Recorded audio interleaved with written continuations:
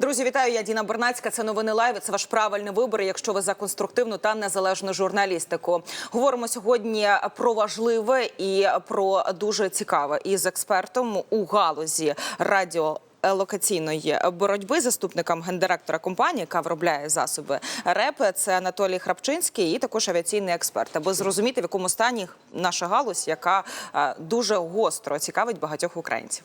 Електронної боротьби.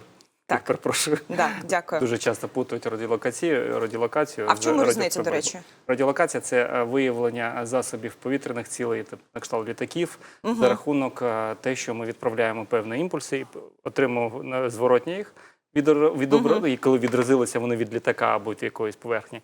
Якщо ми кажемо про радіоелектронну боротьбу, то це боротьба саме з радіозв'язком, з тим, що поєднує між, наприклад, літаком і землею, між пілотом і БПЛА. От це радіоелектронна боротьба. В радіоелектронній боротьбі існує радіоелектронна розвідка, яка завдяки знов-таки оцим сигналам, наприклад, рацій, мобільного зв'язку, сигналам, наприклад, знов-таки пілотів з БПЛА, можна виявляти, розуміти, де знаходиться там певний об'єкт. Ось як, дуже дякуємо. Бачите, уже з початку почали розставляти акценти і почали роз'яснювати, що, як і до чого. Ну що ж, давайте розпочнемо із неприємної новини для України. 42 дрони камікадзе сьогодні атакували усю Україну, 38 збили. Зокрема, основний напрямок, куди вони летіли, це Одеса та Одеська область. Як мені пояснювали так авіаційні експерти військові, що надзвичайно важко нашим хлопцям збивати дрони, які летять до Одеси, бо вони, коли рухаються над морем, летять на дуже низькій висоті. Потім, коли вже підлітають ближче до Одеси, вони набирають висоту, уже вони стають більш вразливіші. Ті, все ж таки, які попадають і підлітають до Одеси, вже справляються наші мобільні групи перехоплення. Ну, я не експерт у даній галузі, пане Анатолію, але я можу сказати, що наші хлопці, наші мобільні групи перехоплення найкращі у світі. Ви, як фахівець, чи можете з цим погодитися?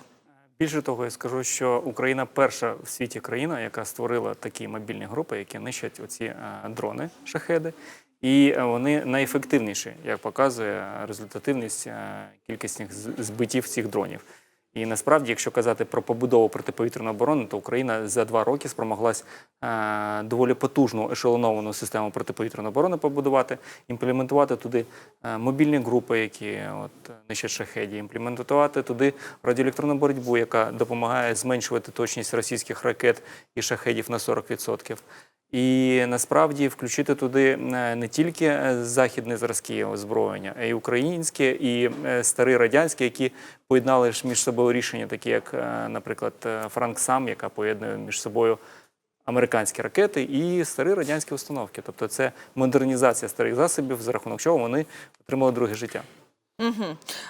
До речі, ось так ми з вами говорили перед тим, як розпочати ефір, про те, що це новітнє в історії, по суті, так, те, що Україна робить, те, що Україна виробляє, і на якому наразі етапі у нас галузь?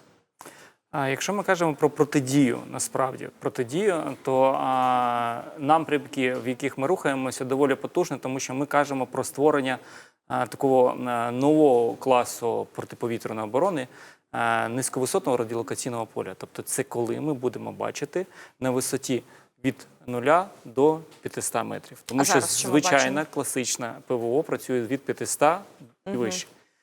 Власне, якщо ми повернемось трохи для розуміння історичних моментів, наприклад, поява А-50 дозволила за радянські часи бачити набагато нижче на землі, тому що до того був літак класу АВАКС Ту-126, який не дозволяв бачити низькі цілі.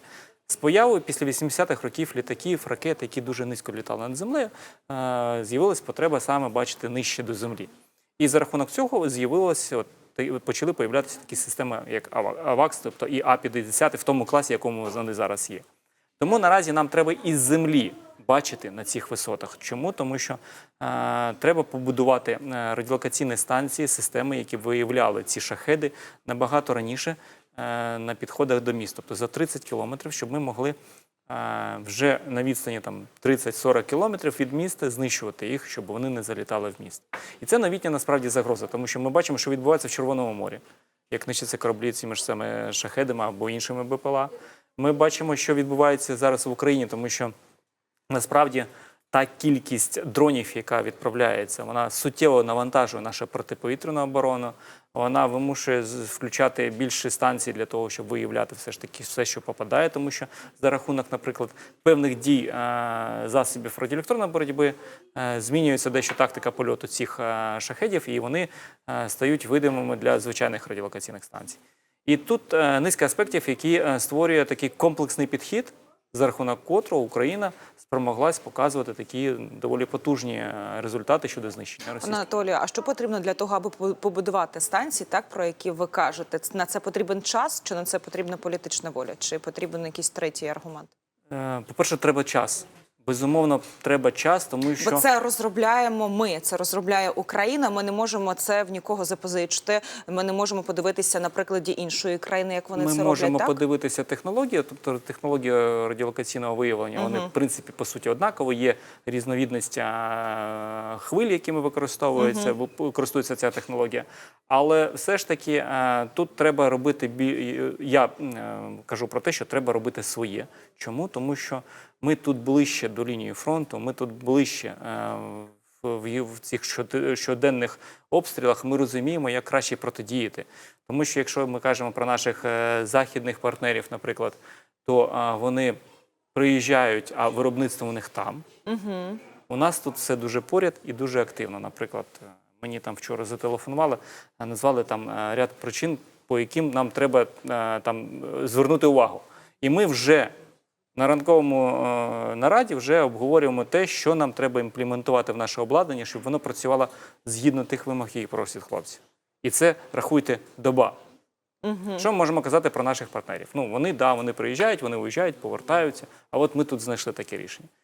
Тут ми на передовій, і нам треба для цього час, треба допомога з боку держави, це безумовно. А як у Росії? Як у нашого противника із захистом? У них, з вашого огляду, от якщо бути чесними, у них налагоджена більше система протидії, бо ми ж також їх атакуємо? Давайте почнемо з того, що Росія зовсім по-іншому мислить і зовсім по-іншому вирішує питання. Якщо ми кажемо про будівництво, наприклад, у нас велика кількість приватних компаній, які почали будувати дрони. В Росії це на державному рівні.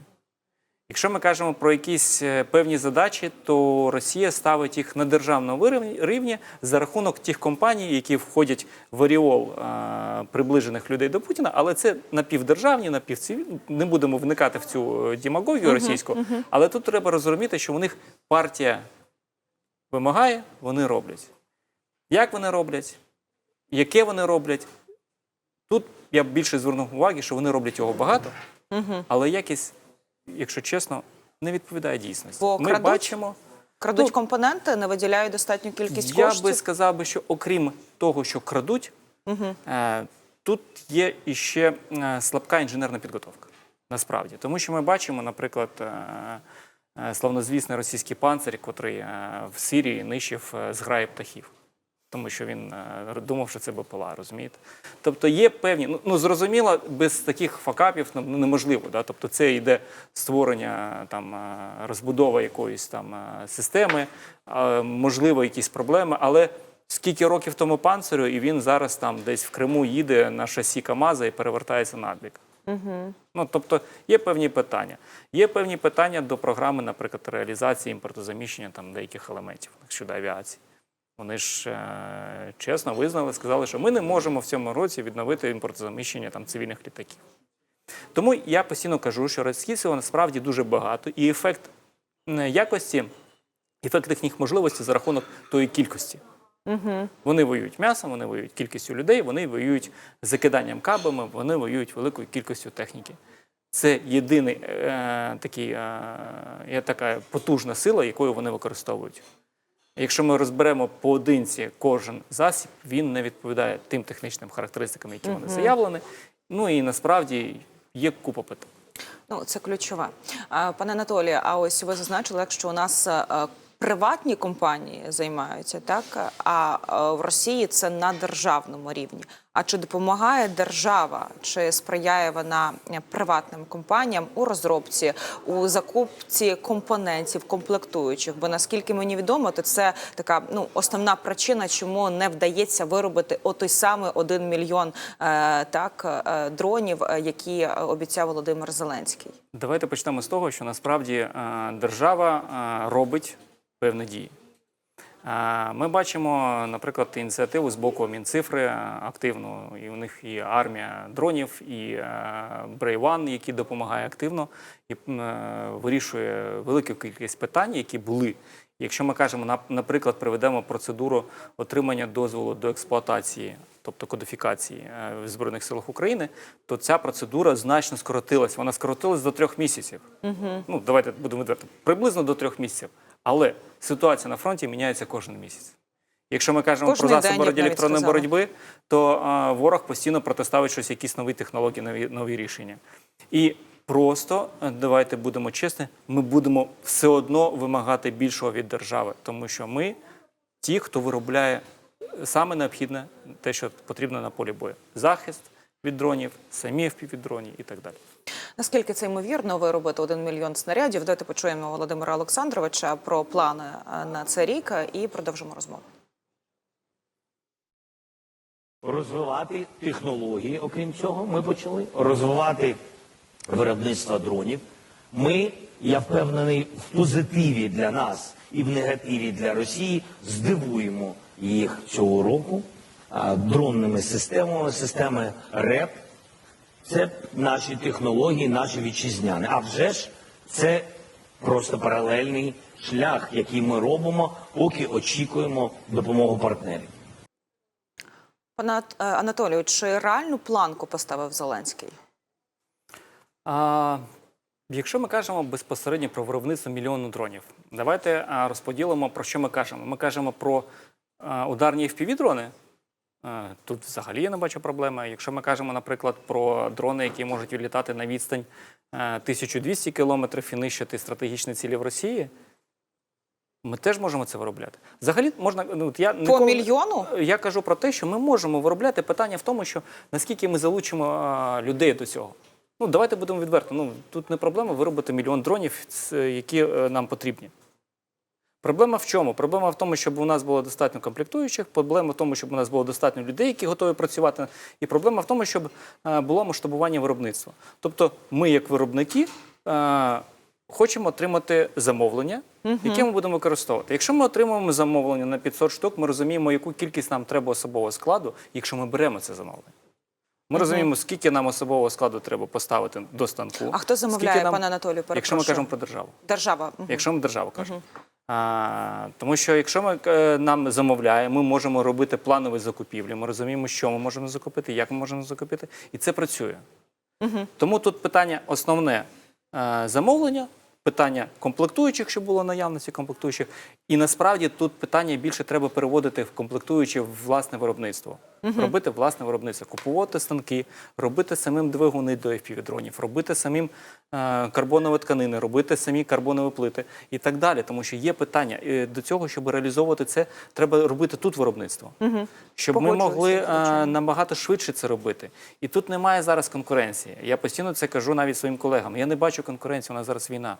Ми зараз всі будемо при роботі, тому що треба наповнити фронт, наповнити цими FPV-дронами, наповнити іншими дронами. Ось ви зазначили, ми продовжимо так, ви зазначили про те, що якщо держава буде робити замовлення, ви будете орієнтуватися, скільки вам потрібно комплектуючих, так, скільки потрібно людей і так далі, і тому подібне. Володимир Олександрович робив цю заяву наприкінці 2023 року. Чи поступило до вас уже замовлення на певну кількість дронів? Якщо кажемо про дронів, то ми давайте будемо казати про засоби радіоелектронної боротьби, які ми виробляємо. На тому, на чому ви спеціалізуєтеся? На тому, що ми спеціалізуємося. У нас є замовлення ще з кінця прошлого року. Тому ми виконуємо певні замовлення і виробляємо їх. І ми, більше того, ми працюємо напряму з військовими частинами. І це дозволяє нам, можливість є така, тому що військові частини можуть особисто проходити випробування з нами нашого обладнання. І якщо вони їм влаштовує, підписуємо договір і працюємо за гроші субвенції, які є у них у військових частинах. І оскільки військові розуміють, що це є потреба, якщо вони бачать, що наше обладнання, щодня, щовечора мені присилають фотографії, присилають там короткі войси, як воно працює, скільки там впало FPV-дронів, і це дуже приємно, розумієте, коли ти ввечері чуєш, там, сьогодні 8 штук не долетіло там, на таку-то позицію. І ти розумієш, що ти захистив людей. І я думаю, цей склад, да, ти щось робиш. Ти щось робиш для перемоги, ти щось допомагаєш. І це приємно. Ти розумієш, що у тебе там співробітники це виконують задачу, яка потужно допомагає. І тут насправді зовсім по-іншому сприймаєш відношення держави. Чому? Тому що якщо ти працюєш напряму з військовими, якщо ти працюєш напряму з волонтерами, окей, давайте це, нам же ж перемога потрібна. Нам. Мені, вам потрібна перемога. То давайте будемо працювати на перемогу. Держава може? Добре, дякую. Не заважає? Взагалі супер. Все. А як з мобілізацією? Є бронь на тих людей, які виробляють? І тут, знаєте, зараз просто це така заїжджена фраза, так, ми працюємо на своєму фронті, але дійсно ось ваша команда працює на своєму дуже важливому фронті. Є процедури, ми проходимо зараз процедуру отримання броні для співробітників, які працюють в цій галузі. Тому, в принципі, знов-таки, процедури відкриті. Так, вони є, там потреба в збірі документів певних. Але все одно це можливо. А скільки потрібно людей для того, аби реалізувати ініціативу Зеленського «1 мільйон дронів»? Наскільки я знаю, приблизно плюс-мінус 300 компаній, які займаються. Якщо ми кажемо так? про компанії, це 300 компаній. Наприклад, це якщо ми кажемо про виробництво фабричне, тобто це завод, який виробляє. Тобто, в принципі, 300 компаній можуть виробляти і більш ніж 1 мільйон дронів в квартал, якщо ми кажемо. А якщо ми кажемо про, наприклад, державну ініціативу, щоб дрони кожен збирав, то я спеціально порахував, наприклад, що якщо третина населення Києва, Одеси, Львова і Харкова хоча б один дрон заберуть в місяць, в мільйон буде більше 1 мільйона дронів. Питання в тому, як вони це будуть робити. І насправді тут є вже можливості, ми можемо казати про те, що треба створити програму. Державна програма, яка би підтримувала таку ініціативу. За рахунок чого? За рахунок того, що ти, наприклад, або через волонтерські організації, або через Дія, подаєш заявку, я хочу збирати дрони. Проходиш навчання. В волонтерських організаціях, купу волонтерських організацій, ви можете пойти, ви можете в Ютубі, не треба навіть шукати в Ютубі, як треба збирати дрон. Ви можете пойти пройти курси, є велика кількість волонтерів, які допомагають, навчають. Після цього ви, наприклад, пройшли це навчання, отримали сертифікат, тому що люди, які вас навчали, впевнені, що ви можете їх збирати, ви розумієте всю цю процедуру. Потім ви отримуєте цей дрон, можна в тих же самих волонтерських організаціях, можна замовити, наприклад, через ту саму Дію, коли вам новою поштою, Укрпоштою, і тут вирисовується загальна така народний дрон. Укрпошту доставили, новою поштою доставили. Ви отримали, зібрали, відправили обратно. Там вже контроль якості. Не треба його збирати з акумулятором.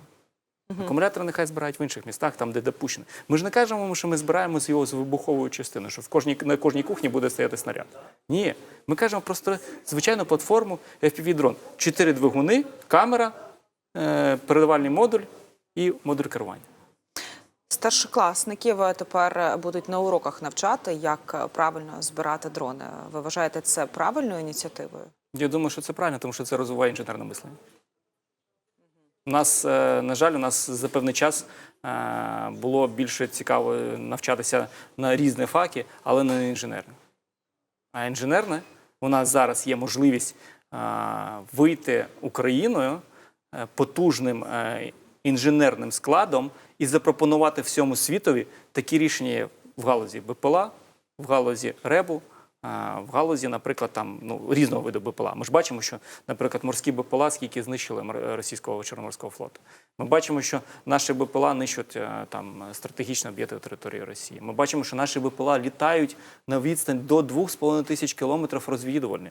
можуть знаходитися в повітрі по 30 годин. А коли відбувся ось цей прорив? Це з початком повномасштабного вторгнення? Чи ми на етапі ось такого розвитку, становлення так, у цієї галузі ще з 2014 року? З 2014 року, 2016 року велика кількість компаній, які займалися, вже вміли. Просто зараз ці компанії стало набагато більше. Зараз ці компанії між собою обмінюються досвідом і отримують там нові рішення. Чи є замовлення зі сторони наших партнерів на Наші партнери активно цікавляться технології? технологією. Наші партнери активно цікавляться цією технологією. Вони намагаються щось дізнатися для себе, вони пропонують партнерські відносини. Але наразі поки що ми на 100% працюємо на нашу допомогу, на нашим силам оборони, тому що це є найактуальнішими питанням, тому що з західними партнерами, я думаю, можемо казати вже після війни про готові технології,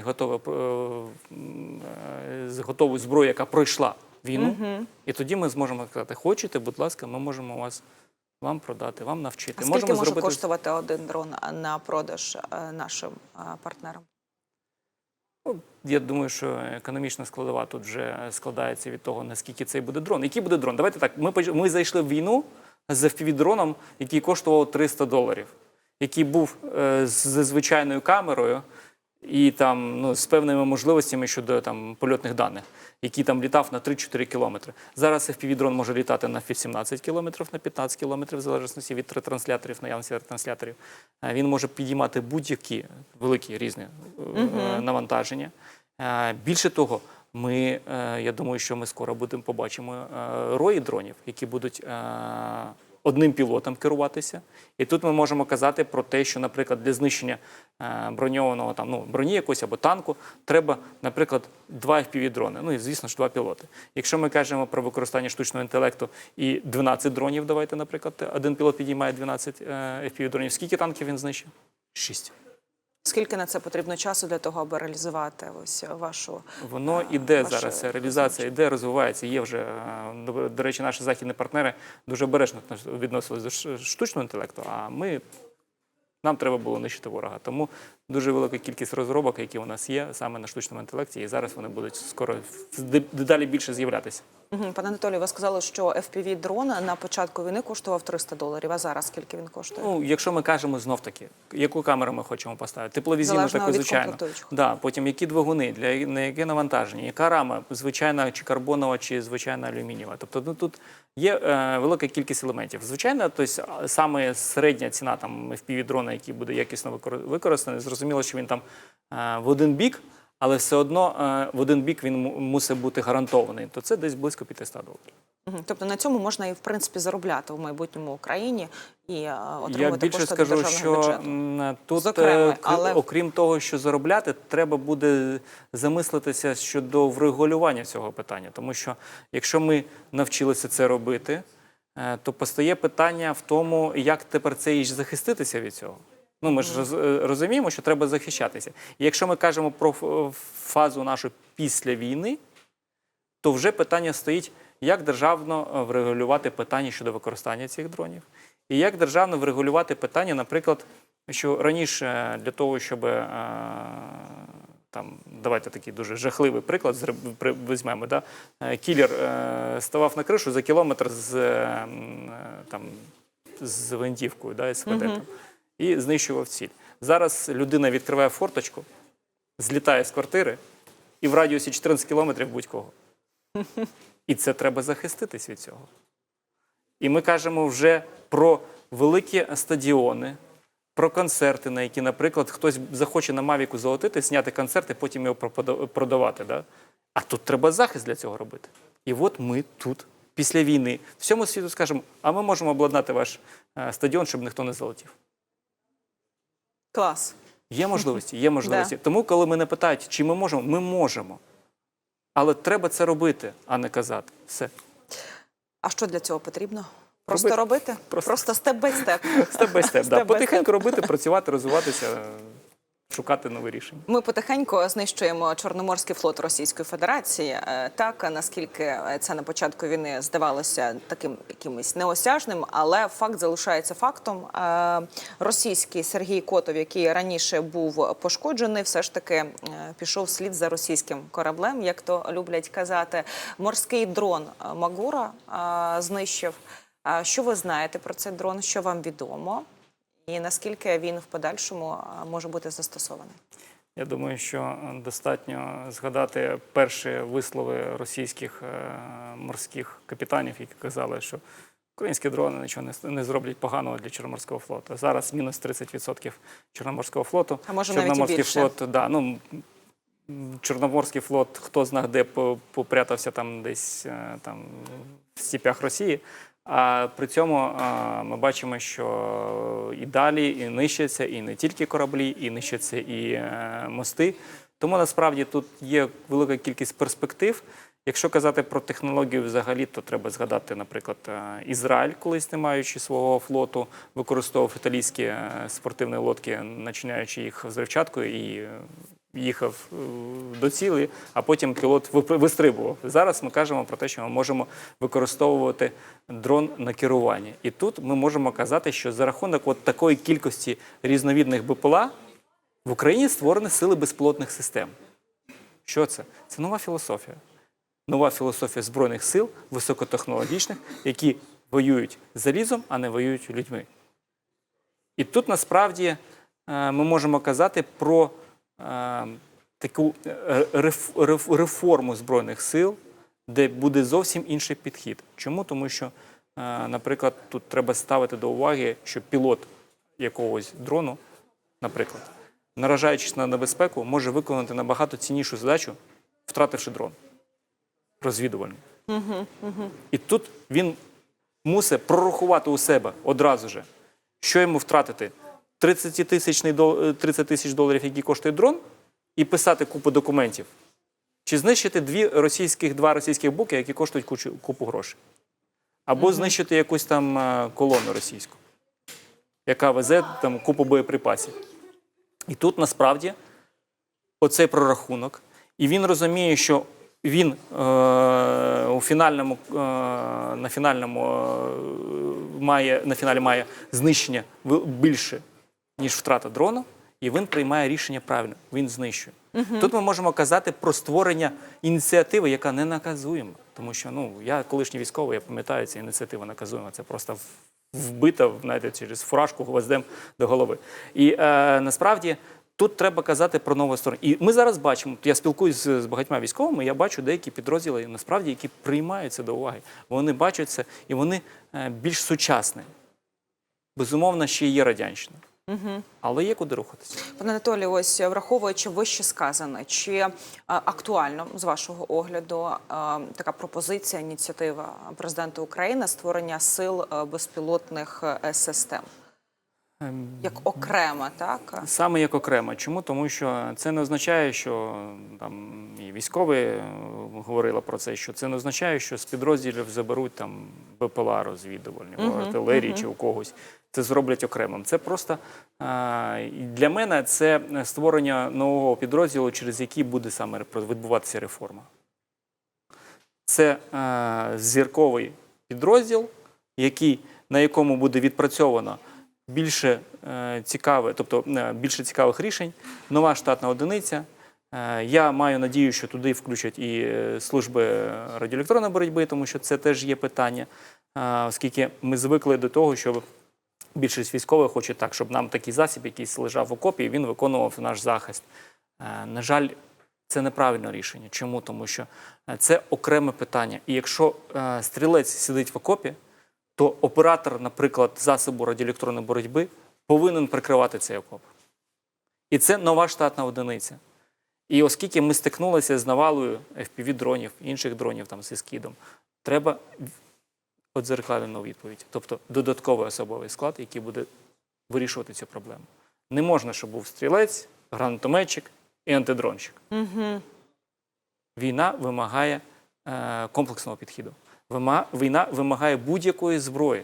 Тому що, так, дрони стали геймченджером, але це не відміняє потребу в артилерії, це не відміняє потребу в F-16, це не відміняє потребу в атакамсах і в далекобійних ракетах. Комплексний підхід. Ми так і робимо. Комплексно підходимо не лише до знищення живої сили окупантів, але загалом до того озброєння, яке є у Російської Федерації. Окрім кораблів, ми знищуємо і їх літаки. Так, рекордна кількість цього місяця. Ви перед ефіром показували мені фото, як ви керували, сиділи у літаку А-50, навчалися.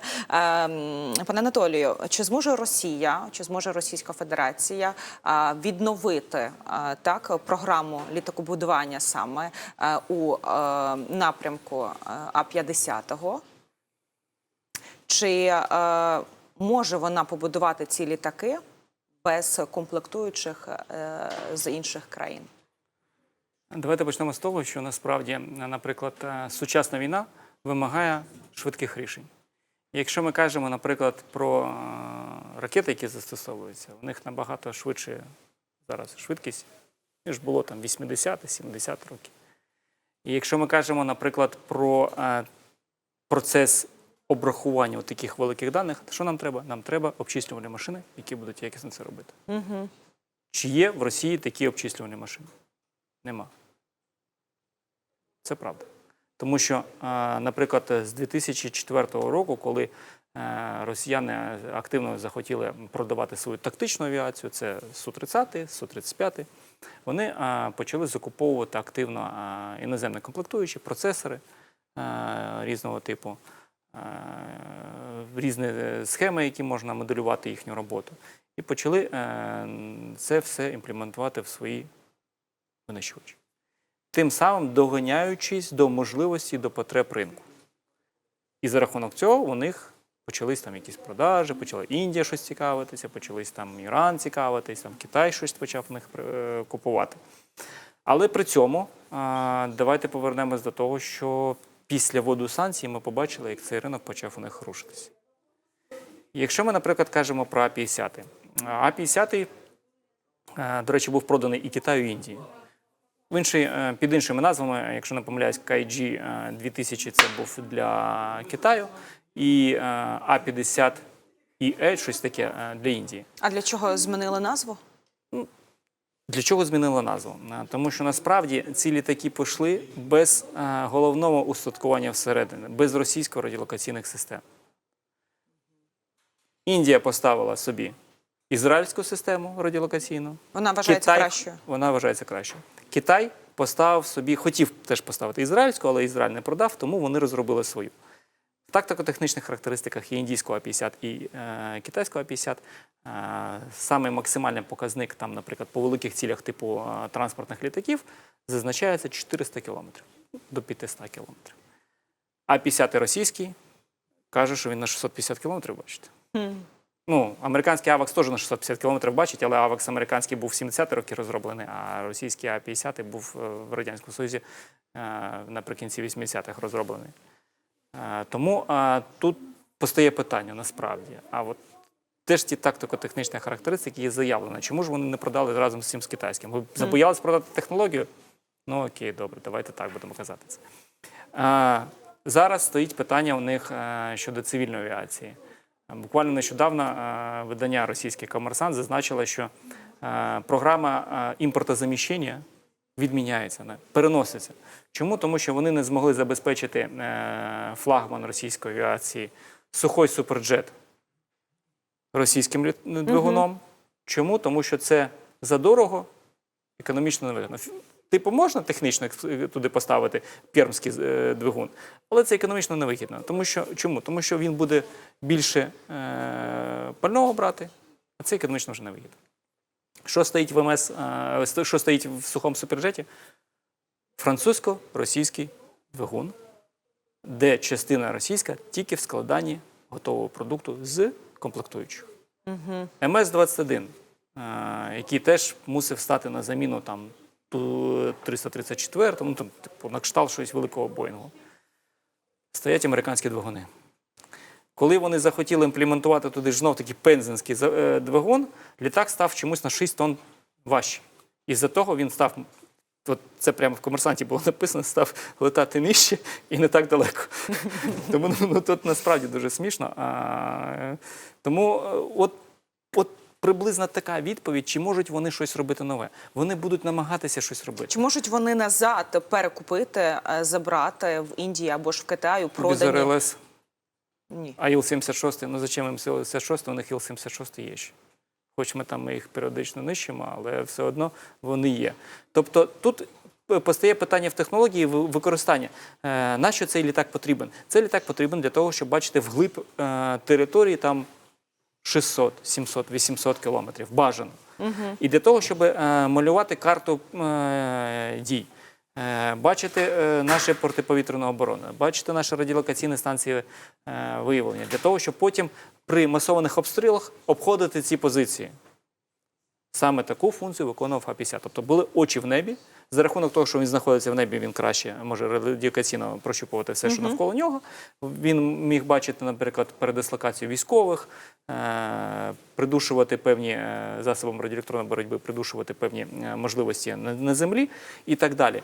Але ця функція, як ми бачимо, зараз за рахунок знищення 2 літаків, плюс третій був Мачулічах пошкоджена антена, саме дороге, що в ньому було, воно не виконується. Пане Анатолію, ви як військовий, екс-військовий, так, і експерт з авіації, як ви вважаєте, чи розуміють росіяни, як нам вдається збивати їхні літаки? Я би не брався за оцінку розуму росіян, тому що для мене це дуже буде таке. Тому що ми бачимо, як вони нищать свої... Знаєте, от я би хотів сказати, що вони саме їх нищать. Вони їх саме нищать. Вони ж залітають на нашу територію. Якщо б вони були в Росії, вони б не були б знищені, правильно? Тому, мабуть, відповідь була, вони самі себе вбивають. З вашого огляду, Росія наразі рахується з втратами як у плані літаків, так і у плані пілотів? Бо це також дуже ключовий момент. Вона ніколи не рахувала втрати. Росія ніколи не рахувала втрати. Але ж дуже цінні пілоти. Ми ж не говоримо так про те військо, яке там стоїть на кордонах, та жива сила. Пілоти, ось я спілкувалася також з авіаційним експертом, і він мені говорив, що потрібно 5 років для того, аби підготувати одного пілота, і 10 мільйонів доларів на одного пілота. Тобто, це досить таки цінно. 5 років. Це великі затрати в часі, це великі затрати в грошовому еквіваленті. Вони їх не рахують. Бо в них їх багато? В них є мета, яку вони перед собою поставили. Точніше, їх цар поставив перед собою мету. І от доля росіян – це кожного разу вмирати на війні за свого царя. Давайте будемо відверті. Ми ж бачимо, що як вони гинуть, як вони йдуть, як ті пілоти не хочуть, намагаються або в шпиталі, або десь залегти, щоб не йти на виліт. Але все одно вимушено йдуть. І тут, якщо казати про кількість пілотів, то насправді близько 250 пілотів знищено. І якщо ми кажемо, наприклад, про те, що хто буде навчати, ми ж розуміємо, що спочатку висмикнули всіх досвідчених. За рахунок того, що вони розраховували зробити такі за 2 дні дойти, за 2-3 дні до Києва дойти. І за рахунок цього вони висмикнули самих якісних пілотів, підготовлених, і вони їх втратили. І дедалі втрачають. Ми ж бачимо, що повертають з пенсії пілотів, які колись свого часу угробили якийсь сучасний російський літак, виплачували все своє життя з пенсії, а потім для того, щоб відкупитися, вони пішли знову воювати. Тому, не від нормального життя вони визивають з пенсії пілотів. Зрозуміло. І ще одна цікава тема для нашої розмови. КАБи, керовані авіаційні бомби. Скільки їх є в Російській Федерації на озброєнні? Чи відома ця цифра? Як вони їх виробляють? Чи вони у них є в запасах? Бо це досить таки гостра штука. Питання, знаєте, гостра бомба для наших військ і для наших. Насправді КАБ став такою основною ударною силою, яку росіяни активно використовують. Ми бачимо наслідки, це зруйновані вщент міста українські. І тут слід зазначити питання, мабуть, в кількості в тому, що це старі радянські бомби здебільшого. До них просто пророблені крила. А от питання крил є питання. Яке воно? тому що ці крила можна робити на звичайних ЧПУшних станках, які не подвійного призначення. Тобто металооброблюючі станки, які можуть це робити. А ці станки, звісно, де куплені? Куплені десь в Європі. Куплені десь по світу. І вони не підпадають під санкції, тому що це не подвійного призначення, і вони далі працюють і виробляють ці крила для бомб. В них далі обновлюється програмне забезпечення. І тут вже питання до дипломатії, питання до того, як активно включать подвійні санкції, включать санкції проти безпосередньо там певних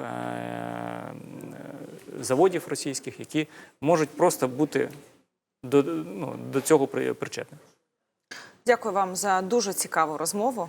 Я сподіваюся, що для наших глядачів ми дали відповіді на багато запитань. Особисто для мене це було дійсно так. Дуже цікава, насичена розмова. Друзі, Анатолій Храпчинський, заступник гендиректора компанії, яка виробляє РЕП, авіаційний експерт. Дякуємо, що знайшли час. Друзі, це Новини Лайв. Я Діна Бернацька. Ще раз хочу подякувати Збройним силам України за те, що ризикуєте своїм життям та бороните нашу країну, силам протиповітряної оборони, які захищають наше небо. Дякуємо вам принагідно. Так, і дякуємо вам, наші дорогі телеглядачі, що обираєте Новини Лайв. Це ваш правильний вибір. Поставте, будь ласка, лайк цьому відео. Напишіть, будь ласка, свій коментар, запитання, яке вас цікавить. І також напишіть гостя, якого би ви хотіли побачити у наступних наших розмовах. Бережіть себе і до зустрічі.